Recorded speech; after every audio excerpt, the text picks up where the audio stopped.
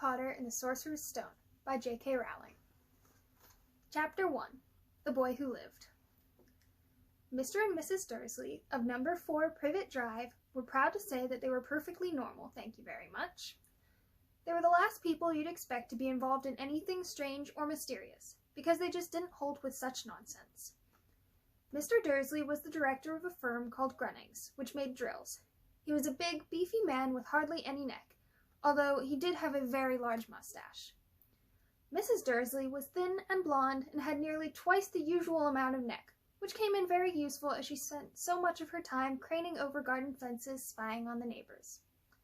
The Dursleys had a small son called Dudley, and in their opinion there was no finer boy anywhere. The Dursleys had everything they wanted, but they also had a secret, and their greatest fear was that somebody would discover it. They didn't think they could bear it if anyone found out about the Potters. Mrs. Potter was Mrs. Dursley's sister, but they hadn't met for several years. In fact, Mrs. Dursley pretended she didn't have a sister, because her sister and her good-for-nothing husband were as un-Dursleyish as it was possible to be. The Dursleys shuddered to think what the neighbors would say if the Potters arrived in the street. The Dursleys knew that the Potters had a small son too, but they had never even seen him. This boy was another good reason for keeping the Potters away. They didn't want Dudley mixing with a child like that. When Mr. and Mrs. Dursley woke up on the dull gray Tuesday, our story starts. There was nothing about the cloudy sky outside to suggest that strange and mysterious things would soon be happening all over the country. Mr. Dursley hummed as he picked out his most boring tie for work, and Mrs. Dursley gossiped away happily as she wrestled a screaming Dudley into his high chair. None of them noticed a large tawny owl flutter past the window. At 8:30, Mr. Dursley picked up his briefcase, pecked Mrs. Dursley on the cheek, and tried to kiss Dudley goodbye, but missed, because Dudley was now having a tantrum and throwing his cereal at the walls. "Little tyke," chortled Mr. Dursley as he left the house. He got into his car and backed out of number 4's drive. It was on the corner of the street that he noticed the first sign of something peculiar, a cat reading a map. For a second, Mr. Dursley didn't realize what he had seen.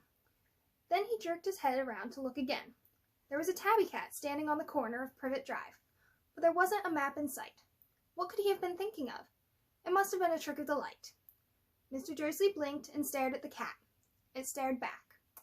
As Mr. Dursley drove around the corner and up the road, he watched the cat in his mirror. It was now reading the sign that said Privet Drive. No, looking at the sign. Cats couldn't read maps or signs. Mr. Dursley gave himself a little shake and put the cat out of his mind. As he drove toward town, he thought of nothing except the large order of drills he was hoping to get that day. But on the edge of town, drills were driven out of his mind by something else. As he sat in the usual morning traffic jam, he couldn't help noticing that there seemed to be a lot of strangely dressed people about. People in cloaks. Mr. Dursley couldn't bear people who dressed in funny clothes, the get-ups you saw in young people. He supposed this was some stupid new fashion. He drummed his fingers on the steering wheel, and his eyes fell on a huddle of these weirdos standing quite close by. They were whispering excitedly together. Mr. Dursley was enraged to see that a couple of them weren't young at all. Why, that man had to be older than he was, and wearing an emerald green cloak. The nerve of him! But then it struck Mr. Dursley that this was probably some silly stunt. These people were obviously collecting for something. Yes, that would be it. The traffic moved on, and a few minutes later, Mr. Dursley arrived in the Grunnings parking lot, his mind back on drills. Mr. Dursley always sat with his back to the window in his office on the 9th floor. If he hadn't, he might have found it harder to concentrate on drills that morning. He didn't see the owls swooping past in broad daylight, though people down on the street did. They pointed and gazed open-mouthed as owl after owl sped overhead. Most of them had never seen an owl, even at nighttime. Mr. Dursley, however, had a perfectly normal, owl-free morning. He yelled at 5 different people, he made several important telephone calls, and shouted a bit more. He was in a very good mood until lunchtime, when he thought he'd stretch his legs and walk across the road to buy himself a bun from the bakery. He'd forgotten all about people in cloaks until he passed a group of them next to the baker's. He eyed them angrily as he passed. He didn't know why, but they made him uneasy. This bunch were whispering excitedly, too, and he couldn't see a single collecting tin. It was on his way back past them, clutching a large donut in a bag, that he caught a few words of what they were saying. The The Potters, that's right, that's what I heard. Yes, their son, Harry. Mr. Dursley stopped dead. Fear flooded him. He looked back at the whisperers as if he wanted to say something to them, but thought better of it. He dashed back across the road, hurried up to his office, snapped at his secretary not to disturb him, seized his telephone, and had almost finished dialing his home number when he changed his mind. He put the receiver back down and stroked his mustache, thinking. No, he was being stupid. Potter wasn't such an unusual name. He was sure there were lots of people called Potter who had a son called Harry. Come to think of it, he wasn't even sure his nephew was called Harry. He'd never even seen the boy. It might have been Harvey or Harold. There was no point in worrying Mrs. Dursley. She always got so upset at any mention of her sister. He didn't blame her, if he'd had a sister like that. But all the same, those people in cloaks.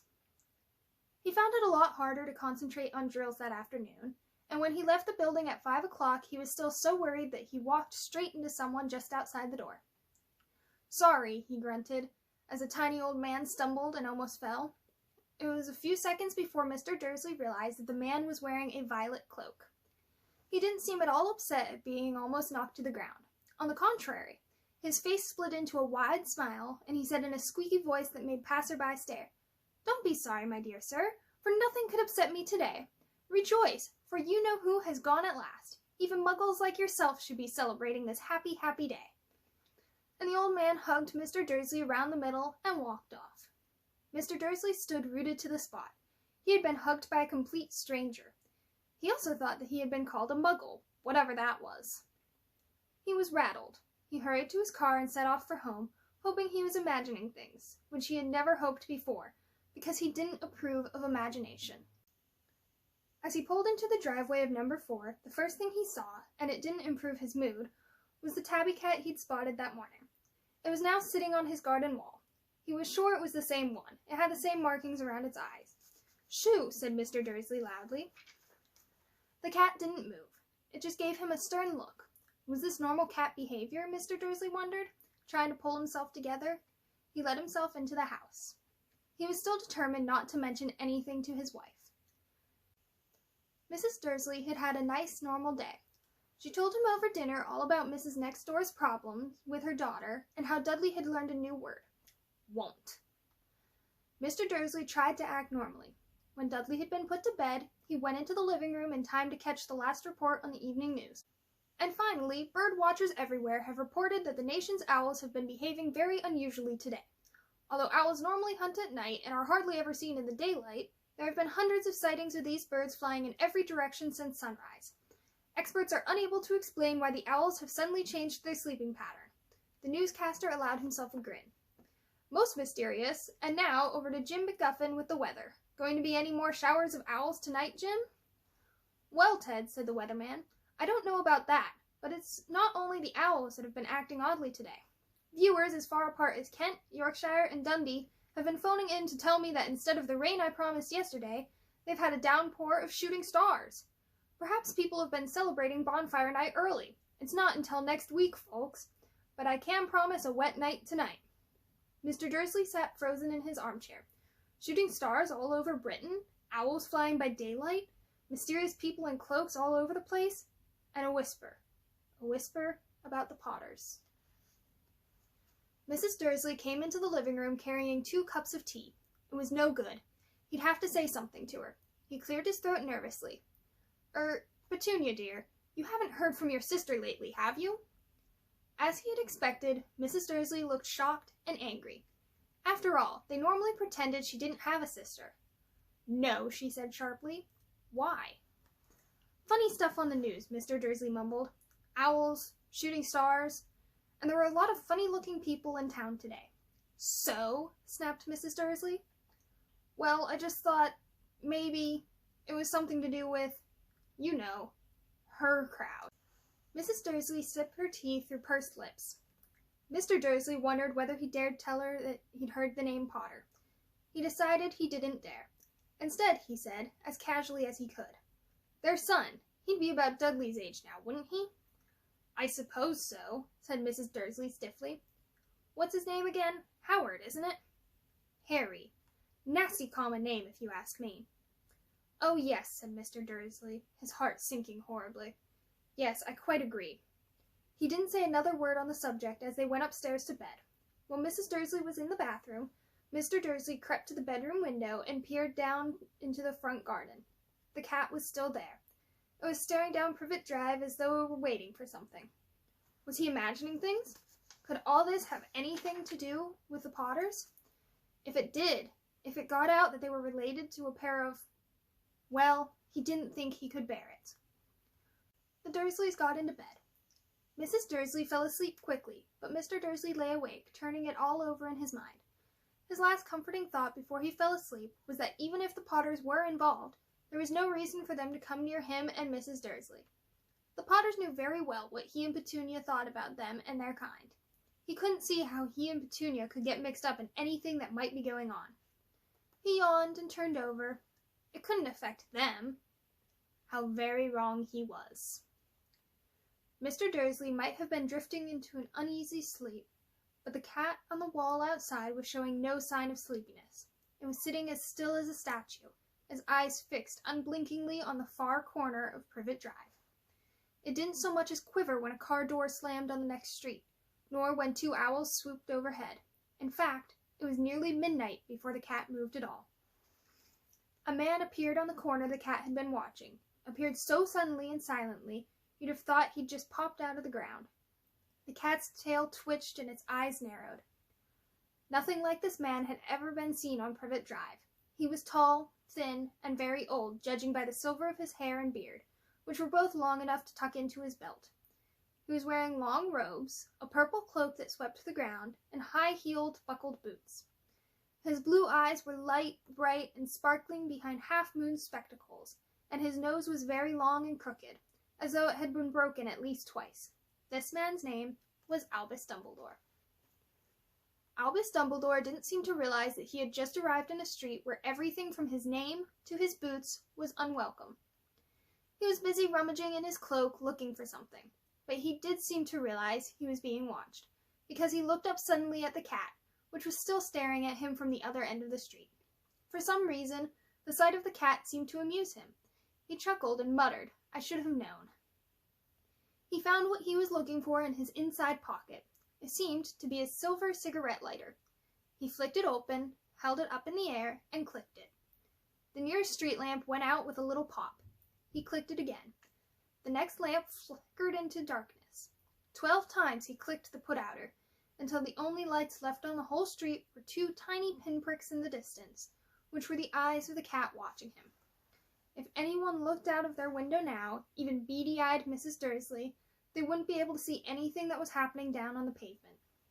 Dumbledore slipped the put-outer back inside his cloak and set off down the street toward number 4, where he sat down on the wall next to the cat. He didn't look at it, but after a moment, he spoke to it. "Fancy seeing you here, Professor McGonagall." He turned to smile at the tabby, but it had gone.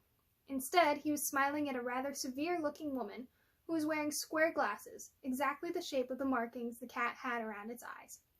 She, too, was wearing a cloak, an emerald one. Her black hair was drawn into a tight bun. She looked distinctly ruffled.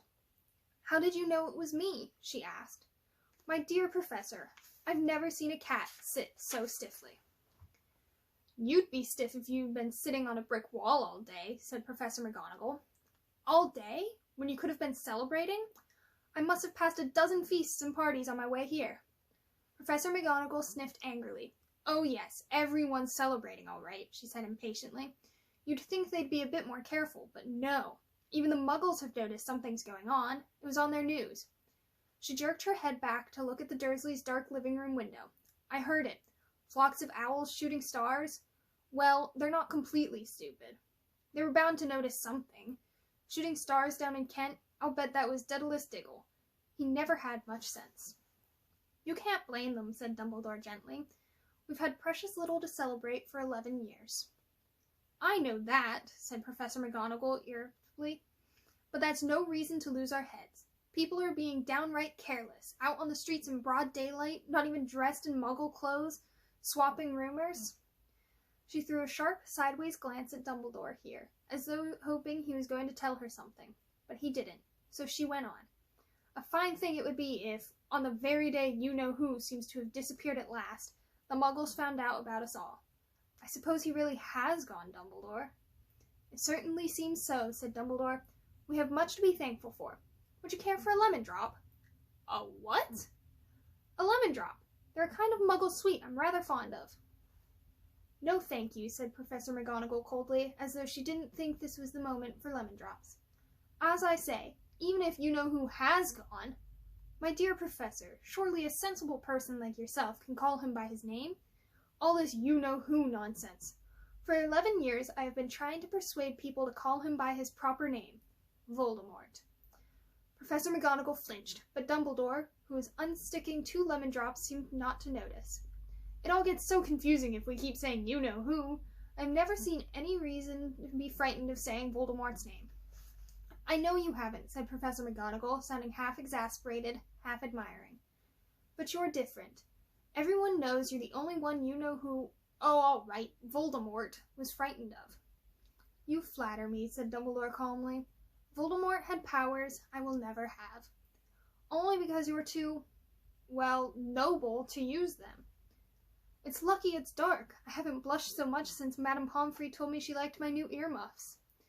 Professor McGonagall shot a sharp look at Dumbledore and said, The owls are nothing next to the rumors that are flying around.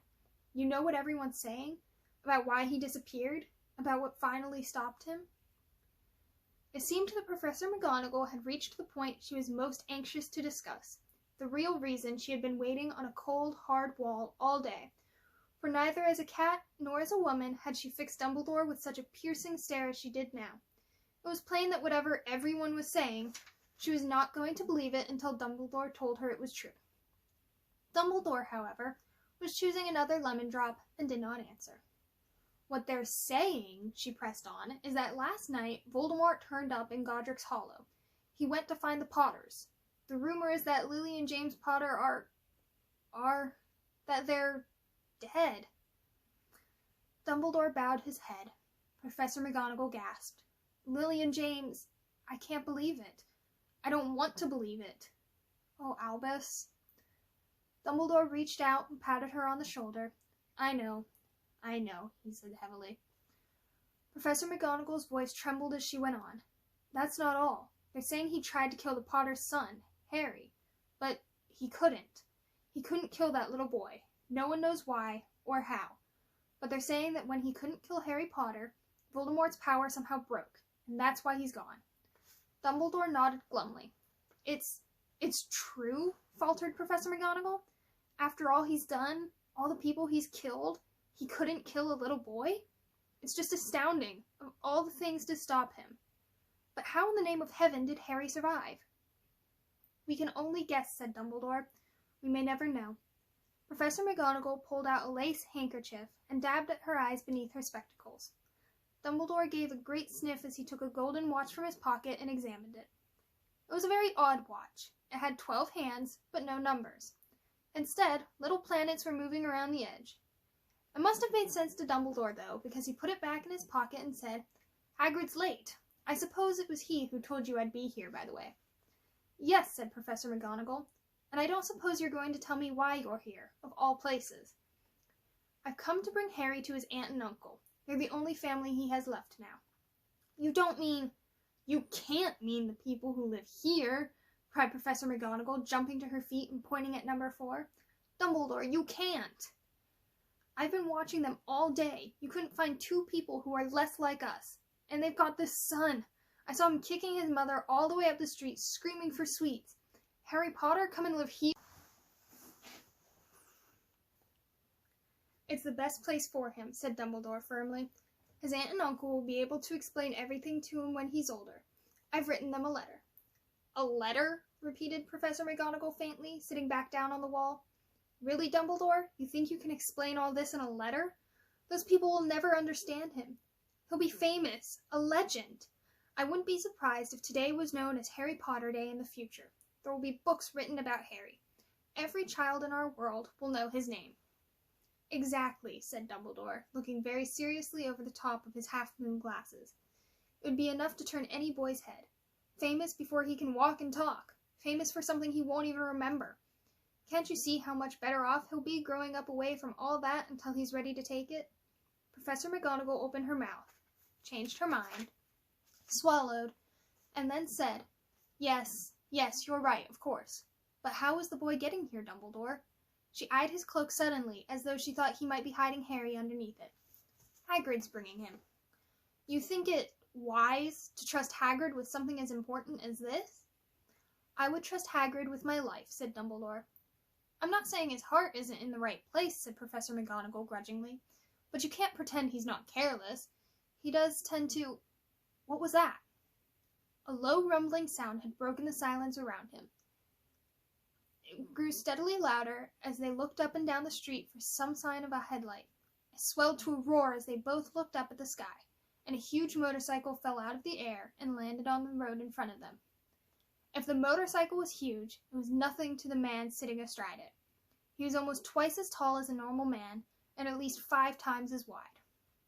He looked simply too big to be allowed, and so wild. Long tangles of bushy black hair and beard hid most of his face. He had hands the size of trash can lids, and his feet in their leather boots were like baby dolphins. In his vast, muscular arms, he was holding a bundle of blankets.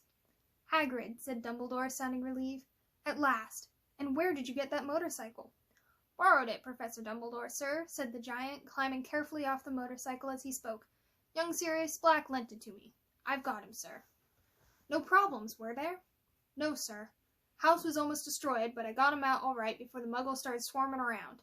He fell asleep as we was flying over Bristol.